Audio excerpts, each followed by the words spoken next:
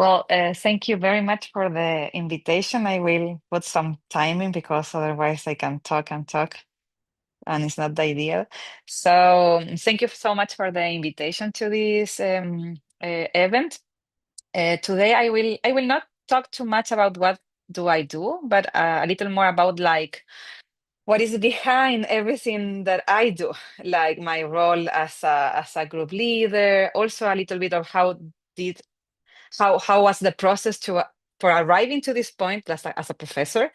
And I will also try to inspire you a bit, and I will also talk a bit about outreach, how important is to communicate science. Okay. So I call the presentation Shaping Quantum, Sharing Quantum, because we will see that it's very important to communicate science, and it's one of the most impressive things that I think Girls in Quantum does for the community. So we will talk a bit about this. I have this slide, which I love it because it represents a bit what I do. I am academic. I'm a professor at the University of Chile. I'm also an associative researcher at the Institute Millennium for Research in Optics, which is the only one and the largest in Chile and one of the most important in Latam. I lead the amazing quantum group here at the University of Chile. We are experimentalists, but we have to do a lot of theory stuff because we need to get projects and fundings for the lab. So we do everything. This is the website if you want to look after amazingquantum.com.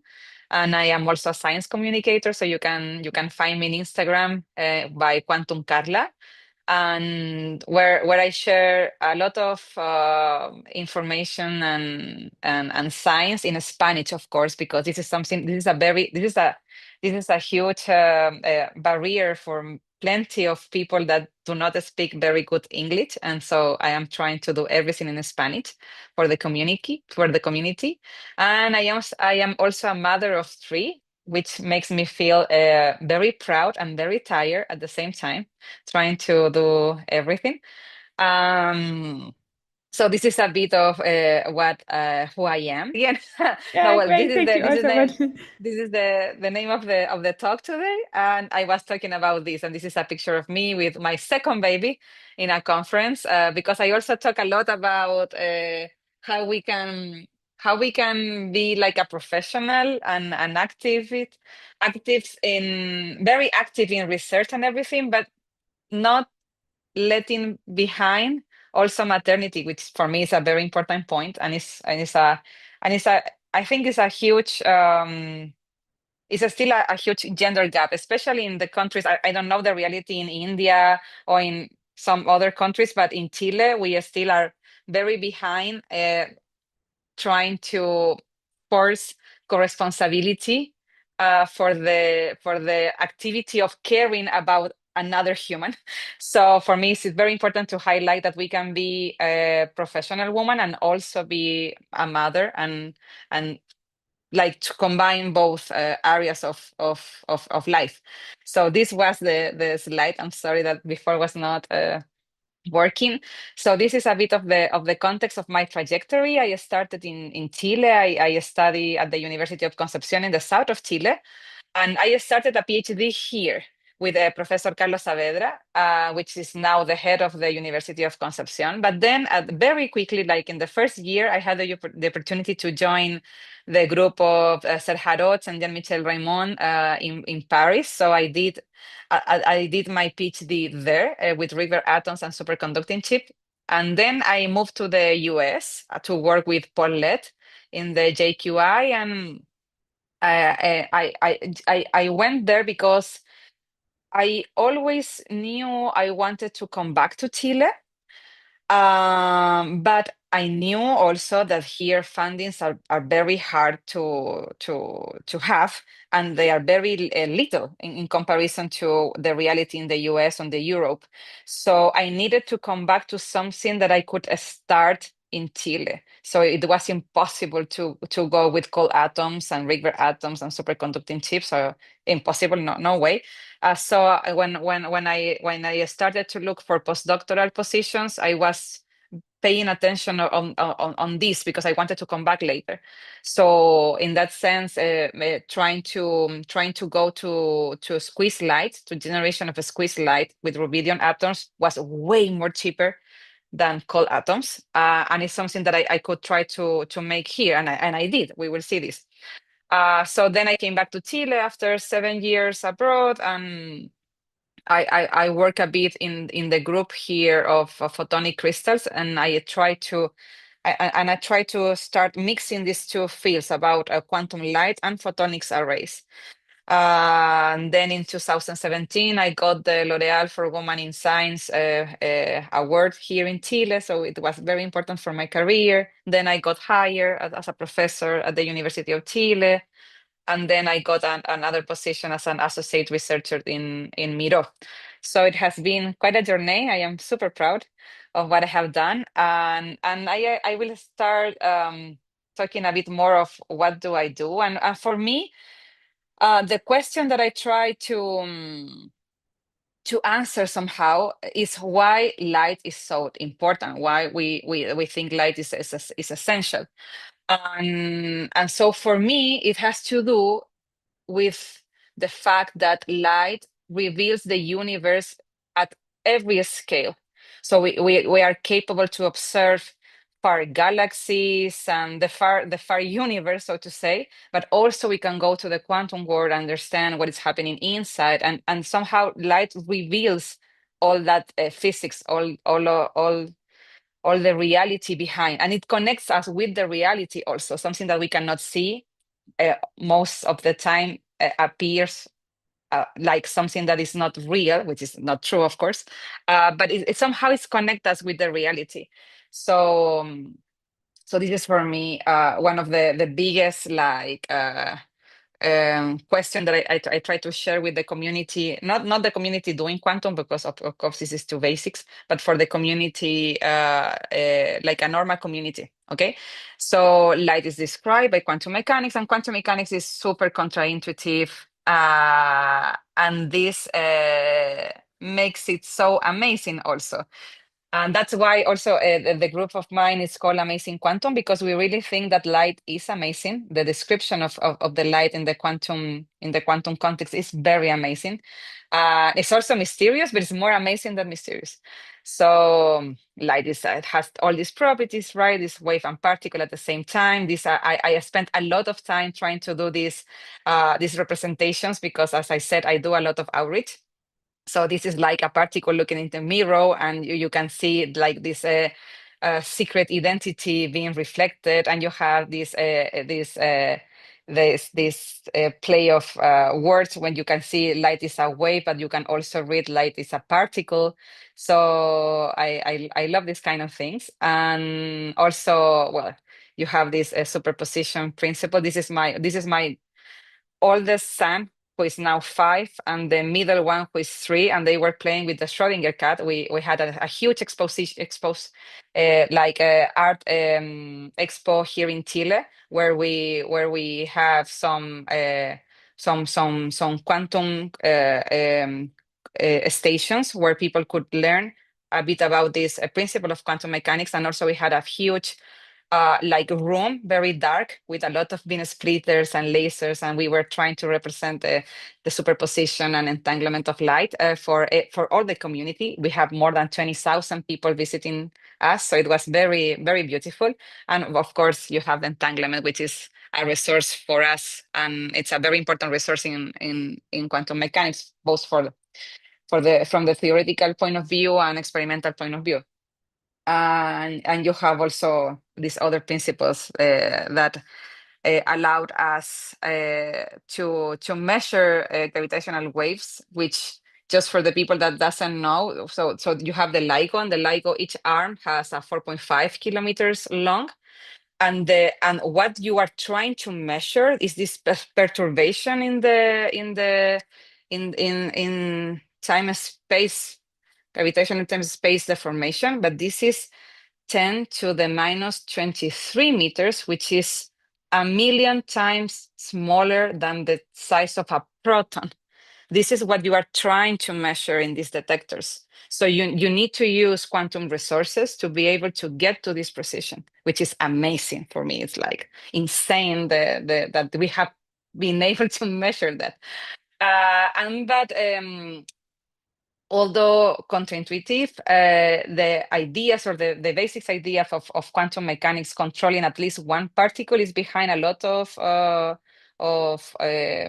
technologies nowadays, from transistor, GPSs, because we need to use atomic clocks, resonators, and lasers, of course. So we live with quantum every day, and of course we are trying now to advance to this new generation of technology, where now we are not just happy about controlling one particle, we want to control um, plenty of them at the same time, and make them to be coherence, this interaction, make them entanglement, and like use all these resources and exploit all of this to make something useful for technology. So this is what we are trying to do right now.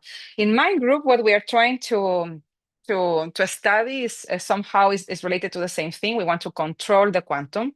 And especially we are trying to advance on something that we call quantum state engineering. So we are focusing on creating some states of the electromagnetic field that it can be useful for someone else, like applying to metrology or quantum communication or quantum computing.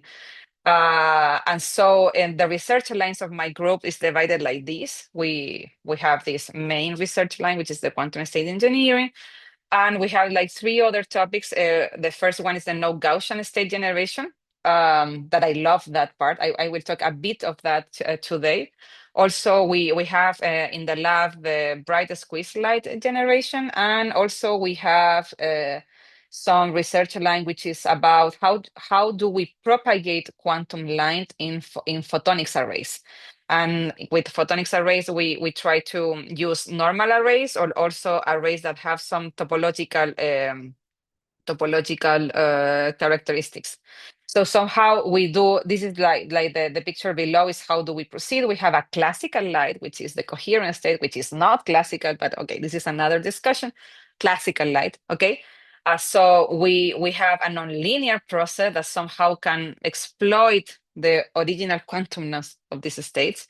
And so we can create no Gaussian light, and we can create also Gaussian light, like squeezing, and somehow then we detect them, okay? So this is more or less what we do in the group, and we have a huge group working with us in different topics. So I try to do here like a color code for the people working in different areas. And so this, one of the topics that I love the most is what I was telling you about generating this no Gaussian intense quantum light. The group wants to go to this limit, to the intense quantum light generator. So we don't want to work with a few photons. We aim to work with a lot of photons. And so we try to like to transform coherent states in something useful. So in this paper, for instance, in 2023, we have seen that coherent states that evolve in a nonlinear interaction with some media can be transformed to this beautiful so no Gaussian state, obviously, but also some quantum. So you have here negativities on the Wigner representation. But we have seen that also these states, even if in the phase space they seem to be very quantum, when you get to study the coherence of these things, they are still coherent to all order. So they do not lose the Poissonian distribution of photons, and you cannot detect them just by measuring G2, for instance. So a huge part of the last 2 years of work in my group has been how can we detect them now if we are working in the in the intense photon region. And in a very similar paper, we also have seen how we can create deterministic large focus states in this paper in 2020. This is like a simulation of the first topic that I told you, these states. So we have a coherent light interacting in a nonlinear medium, in this case a Kerr effect, with 20 photons, mean photon number in the coherent state. And we see the evolution of this state in the big nerve representation, which is our favorite. It's our favorite figure of merit. And so we see how this evolves to something very no Gaussian, very quantum, and very beautiful also. I call this state the mandalas, quantum mandalas states, because in my mind you could just print it and paint them, and it's so relaxing. They are very beautiful. So you see this Schrodinger cat state with multiple ears appearing and disappearing, and you see this structure in the phase space that has like up and downs, positive and negative. And every time that you see this in the phase space, you can try to then measure how useful these states are for quantum metrology. So in the paper that I previously showed you, we did that, and we saw that like the enhancement for metrology applications. So you can see the details later, but they are very beautiful what we can create. And well, you can go on, and here you can put some other kind of nonlinearities. Okay. As I said, we also do these other kind of things in the group. So we try to see how quantum light in general can be transport in photonic arrays. So here we don't answer the question whether we create the quantum state inside the chip or outside the chip. This is not the question for us in this moment, but we wanted to understand how entanglement is being generated or other kind of states inside of these photonics arrays. So here, these are arrays with no topology, so just normal arrays. So this is like a dimer or bin splitter. This is a trimer or a three-port, three input, three output device, and we see in this paper how this behaves. And this paper, this is from 2020. This one is this one, and the other one for 2024. We have seen how to generalize all this for an array with n waveguides, and we can see we have done the math to know how to propagate any light on the system, and to study the fluctuations of the light on these systems. And as I said, we also work a bit with topology in this array. So here we have two of our papers. One is in 2021 in quantum, and the other one, this was 2024, I think, also this last year. And so we study how. So here the research question was not just about if the light can be transport and how it can be transport, but more about how if topology somehow can protect some characteristic of the quantum light that you are trying to propagate. This was the question that we were trying to understand in these two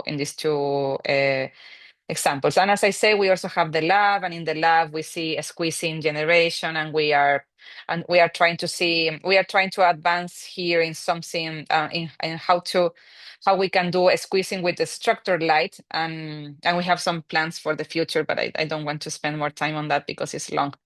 So as I said, I have my role in science. I think is way beyond just making research. I have trying to spend a lot of time in outreach communication, because I think that unshared science builds node bridge, inspires node mind, and drives node change. So it's not enough to be in your desk or in your lab doing great science.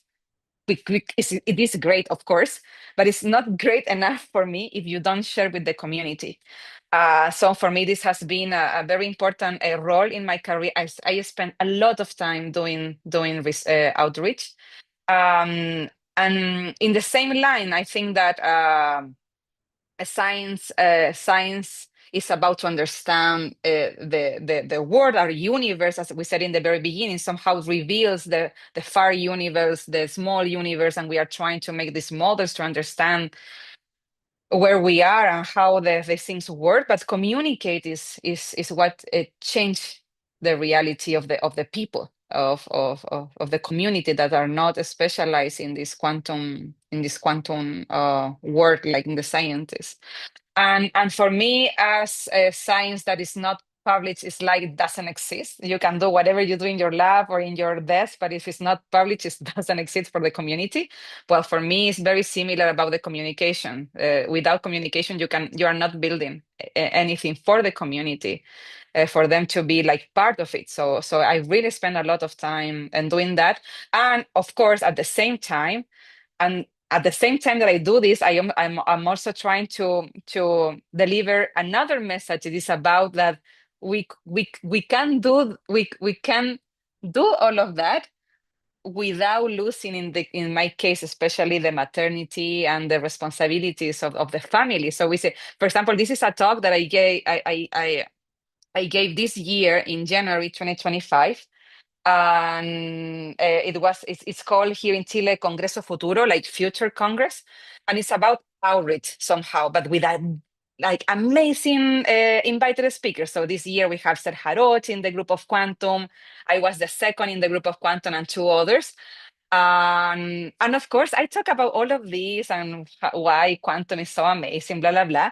But this was the most important message of the whole talk. I mean, someone that can speak about how quantum is great and is awesome and all of that, you can find it in YouTube, on everywhere.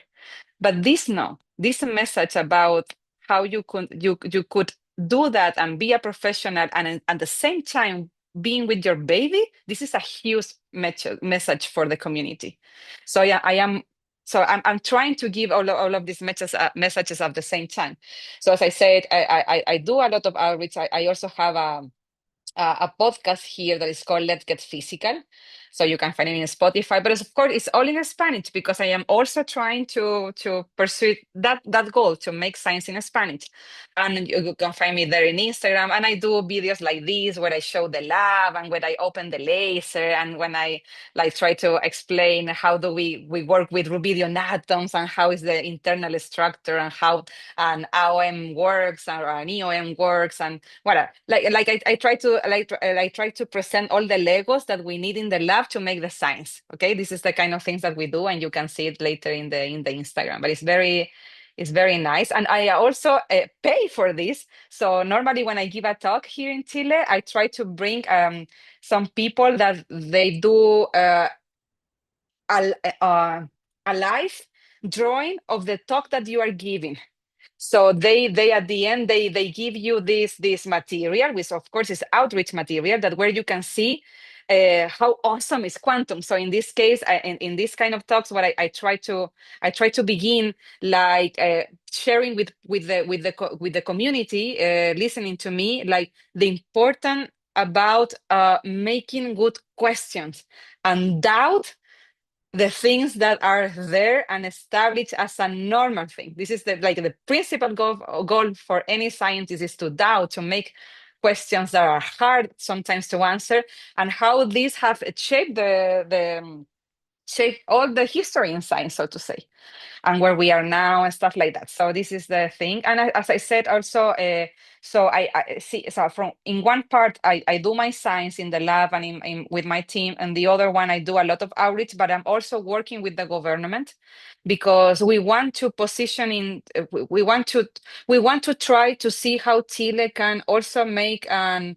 impact on the new quantum technologies that are being developed around the globe. Of course, we don't have the money of the US, of the Europe, so we need to be smart on how we can do with the things that we have. We have like I think that the last time we count, we have like 120 quantum physicists being professors somewhere in the country. So this is what we have, and we have like 10 labs. It's not more.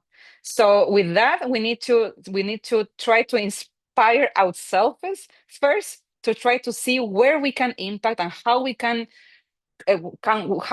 come from fundamental science to application, so to say, to the industry. So we are trying to develop in that, and we are trying to create like a roadmap for the country, like in the short, middle, and long term. So yes, so this is what we are trying to do. And of course, this is the last part, because I was told also to try to inspire you a little bit. Of course, in science we have still a lot of gender gaps that has different consequences for us. In my life as an academic, I have heard plenty of things, different things like jokes that are not jokes to us, but still. And so how I think that we need to still to advance a lot on this topic. I think that the world has advanced in some countries, unfortunately, like going back and not recognizing that this is a problem and we need to fix to fix this problem. But okay, this is another topic, and I can spend a lot of time talking about this. But since I also pay attention of these things, I have tried. I have tried to attend a lot of conference with my babies. So, for instance, here I went to the APS March meeting, and I was with Daniel. Daniel was 10 months old at this time, and I got a grant for that because Optica, SPIE, APS, they have family care grants for you to come with your baby or with your child, or to pay for family cares because you are leaving your house. So it has these two things. And last week I I I I did something that is amazing for me. I had this year, this is the International Quantum Year, and I had a lot of invitations to go to different parts of the globe to share what I do, to share my outreach and everything. And I have to say no to three invitations because even if they were paying me for everything, cover all my expenses, there was no way to bring my daughter. My daughter now, my third daughter, has 9 months old. So for me, it was impossible to come without her. And there were no family care grants. So I contacted UNESCO through APS, and last week they put online a new family care grant for the International Year of Quantum Event. So I'm super happy. I'm super proud. Um, and so yes, so there is a lot of things. So I am absolutely running out of time. I'm sorry for that.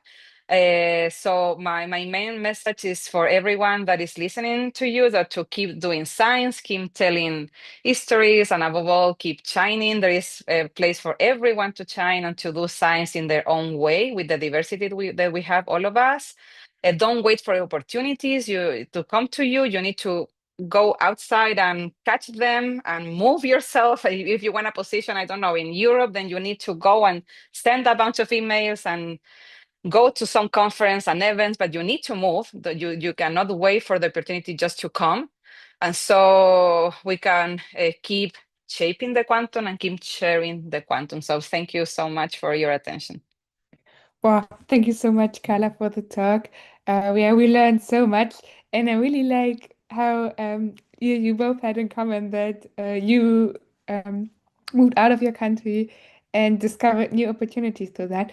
And I have a little question to you, Carla. Would you say that your time in the US, it kind of intensified your passion or your enthusiasm about communication now? Because they have, I don't know, how good was your English lesson in school, but I also did a year abroad, and I think, well, language barrier, it is a thing, especially in it. It's a huge Yeah. thing. So before I was very very ashamed about my English because of course it's not perfect. But then I realized that science is made in broken English. It is what Yeah. it is, Yeah, and if yeah. you cannot make it better, okay, you will find. This is for me. It's a barrier for sure. I mean, when I went to France, my English was terrible. My French was zero, and Yeah. so the first thing I did was to improve my English, which is not great, anyways. And then I learned French, and then Yes, I mean, it is a barrier, but I think that you have to keep going. And at the end, people will understand you, even if you are not using exactly the correct words or the correct forms or whatever. For me, this is the thing. Science is made in broken English. Unless you Yeah, are I from the love that. I US love or that quote. from a native country, but all the rest of the globe, we have another maternity language, and then we are trying to do the best we can with English. And in my case, for instance, I didn't go to a very good school like bilingue or something that where we were learning great English. This was not my case. I had one lesson of English a week until I was 18. And Wow. so it is what it is. And you have, so this is also part of a gap in science. So here I talk about gender gap, but you have a lot of gaps. Yeah, And yeah, one of those is that's true. language and this barrier. And then, okay, so the science that you do cannot be just because of the language that you are using to share your science. Wow. Wow. Thanks a lot. I loved your quote, science is made in broken English. Can I quote that Yes. on Yes, LinkedIn? of course. Yeah. Okay, great.